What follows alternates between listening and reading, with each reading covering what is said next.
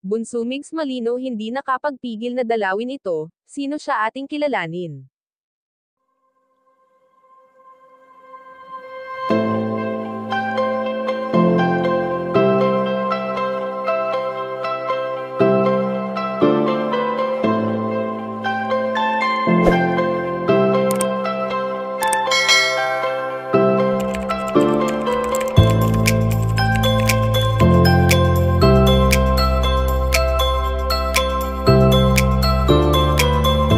Sa bawat araw na dumaraan sa buhay ni Bunso Migs Malino ay talagang hindi maiiwasan na minsan ay napapatulala ito, lalo na tuwing gumigising ito sa umaga.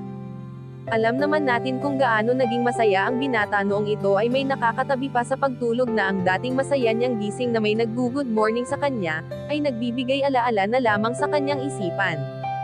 Mahirap para kay Bunso Migs Malino na sariwain ang masasayang araw na sila ay nagsama ng kanyang prinsesa, kaya naman ginagawa niya na lamang itong inspirasyon sa araw-araw, dahil alam naman nito sa kanyang sarili na masaya na ngayon si Cutie Mahal kung nasaan man siya sa ngayon.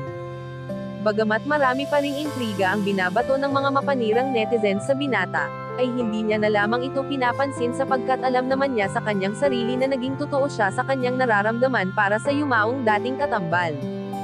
Subalit sa ngayon ngang hindi na muling dumalaw pa si Bunso Migs Malino sa kanyang prinsesa, dahil na rin sa gusto na nitong maging tahimik, ay ayon sa aming impormasyon na nakalap na dumalaw ang binata sa kanyang dating katambal na kahit hindi sa mismong mausoleo nito.